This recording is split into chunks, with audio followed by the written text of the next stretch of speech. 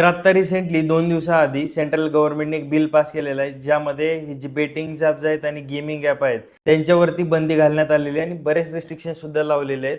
पण मी ही गोष्ट का सांगतोय, कारण इंटरेस्टिंग डेटा असा आहे, की आपल्या देशाची लोकसंख्या आहे 150 करोड जवळपास आणि त्यापैकी 25 करोड प्लस रजिस्टर्ड युजर आहेत ह्या बेटिंग ॲप्सवरती आणि गेमिंग ॲप्सवरती.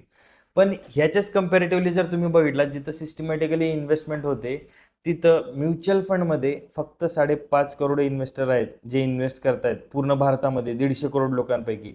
आणि हे सर्व कशासाठी होते? फक्त झटपट श्रीमंत होण्यासाठी. एका रात्रीत करोडपती बनायचं आहे, ₹100 लावायचे आणि करोडपती व्हायचं.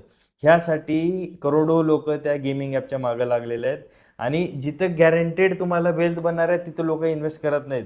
समजा 100 लोकांनी गेमिंग ॲपवरती पैसे लावले तर त्यातला हार्डली एखादी करोडपती बनतो.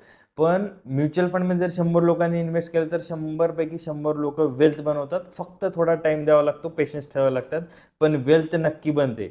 आणि बऱ्याच जणाला माहिती सुद्धा नाही SIP काय आहे किंवा काम कसं करते. आणि तुम्हाला जर माहिती नसेल तर ₹100 महिन्याला तुम्ही SIP चालू करू शकताय. म्हणजे महिन्याचे ₹100 तर कोणीही वाचू शकतं. त्यामुळे एक चांगले इन्व्हेस्टर बना आणि काही तुम्हाला मदत लागत असेल तर 100% आमच्याशी कॉन्टॅक्ट करा. आम्ही तुम्हाला पूर्ण मदत करू म्युच्युअल फंड SIP चालू करण्यासाठी. अशाच माहितीसाठी जाधव इन्व्हेस्टमेंटला फॉलो करा. थँक्यू.